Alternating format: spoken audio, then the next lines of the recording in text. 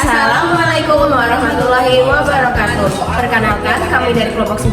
Saya Aisyah Makfira Ramadati dengan NIM 24054360990 dari Prodi S1 Pendidikan Tata Boga. Dan saya Fauziah Kia Ramadhani dengan NIM 24054361279 dari Prodi S1 Pendidikan Tata Boga. Hari ini kami akan mempresentasikan buku The Complete Guide to Lesson Planning and Preparation by Anthony Haynes Pada chapter 10 yaitu Space.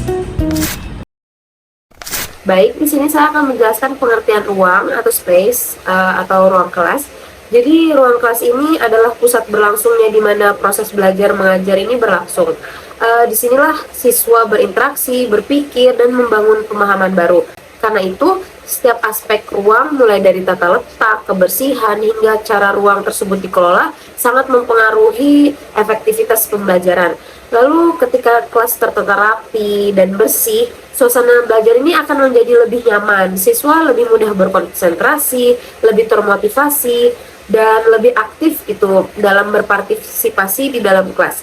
Mengatur meja dan kursi dengan tepat ini juga membantu menyesuaikan ruang belajar dengan berbagai gaya belajar, baik itu diskusi kelompok, aktivitas mandiri, maupun belajar berbasis proyek.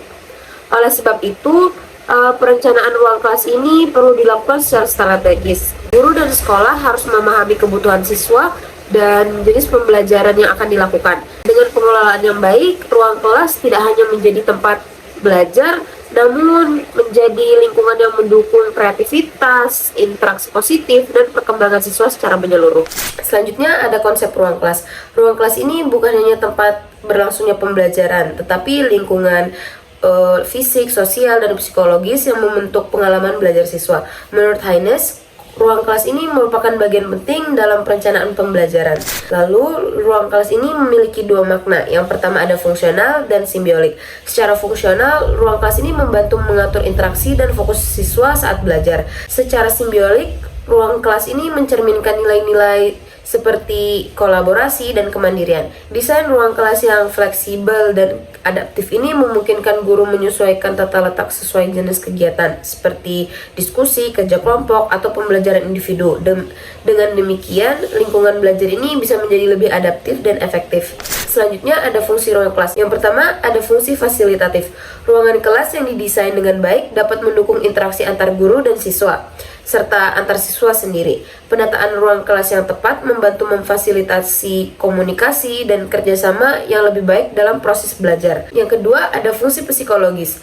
Ruang kelas ini diatur dengan baik yang dapat mendukung interaksi antar guru dan siswa serta antar siswa, sehingga memudahkan komunikasi dan meningkatkan kerjasama dalam proses pembelajaran. Lalu yang ketiga, ada fungsi edukatif.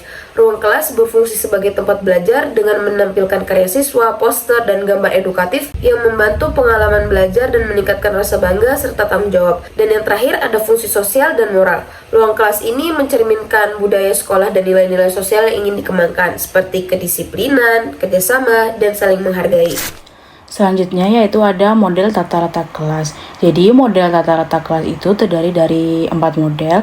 Yang pertama itu ada model barisan atau rows, dan kedua itu ada model kelompok atau cluster, dan ketiga yaitu ada model setengah lingkaran atau model U, dan keempat yaitu model lingkaran penuh. Jadi model barisan atau rows ini tuh meja dan kursinya tuh menghadap langsung ke guru, menghadap ke depan. Nah, model ini itu cocok untuk pembelajaran yang berfokus seperti ceramah atau penjelasan langsung dari guru.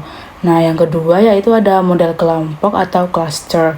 Nah, mejanya itu disusun berkelompok.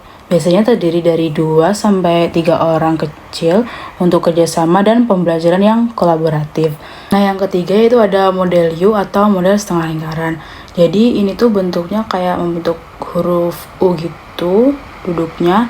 Nah, pembelajaran model tata letak kelas ini tuh sangat meningkatkan interaksi dan pandangan antar siswa, efektif untuk diskusi dan juga kayak tanya jawab gitu. Yang terakhir yaitu ada model lingkaran penuh. Jadi semua siswa itu diharapkan saling berhadapan. Nah, ini tuh bertujuan untuk mendorong partisipasi aktif dalam kesetaraan dalam diskusi dalam kelas antar siswa tersebut. Slide selanjutnya yaitu pengaruh tata letak kelas terhadap partisipasi. Jadi tata letak kelas itu berpengaruh langsung terhadap tingkat partisipasi siswa. Susunan tempat duduk yang terbuka dan fleksibel seperti model U atau model kelompok atau cluster mendorong siswa lebih aktif berdiskusi dan berinteraksi. Sebaliknya, tata letak yang kaku dan berbaris cenderung membuat siswa pasif karena fokus hanya pada guru. Dengan penataan ruang yang mendukung komunikasi dua arah dan juga partisipasi siswa meningkat, suasana menjadi lebih hidup dan hasil pembelajaran pun lebih optimal. Dan slide selanjutnya yaitu pengaruh tata letak terhadap partisipasi. Nah, tata letak itu mengatur posisi meja dan kursi agar mendukung interaksi dan aktivitas belajar. Dan kedua itu ada kebersihan. Nah, kebersihan itu tuh menjaga ruang agar tetap rapi dan bersih untuk menciptakan suasana nyaman dan sehat.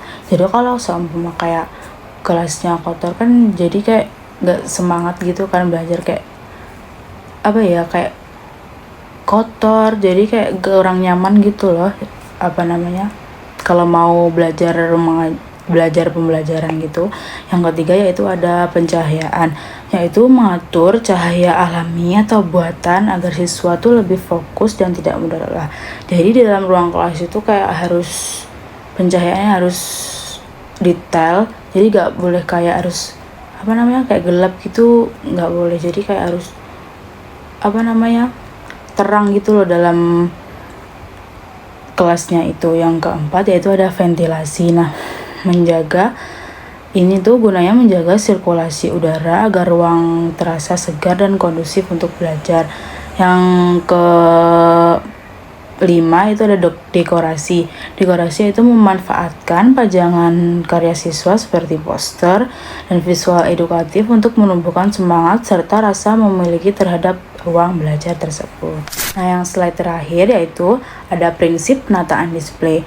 Jadi penataan display di ruang kelas itu harus relevan dengan materi yang diajarkan, menarik secara visual dan teratur agar mudah dipahami oleh siswa, dan guru dapat melibatkan siswa dalam pembuatan seperti poster atau yang lainnya itu untuk menumbuhkan rasa tanggung jawab dalam diri siswanya serta memperbaruinya secara berkala agar tetap segar dan memotivasi belajar siswa. Kami ucapkan terima kasih kepada Bu Nunung dan Pak Idris selaku dosen mata kuliah perencanaan pembelajaran dan teman-teman yang membantu dalam presentasi kali ini. Wassalamualaikum warahmatullahi wabarakatuh.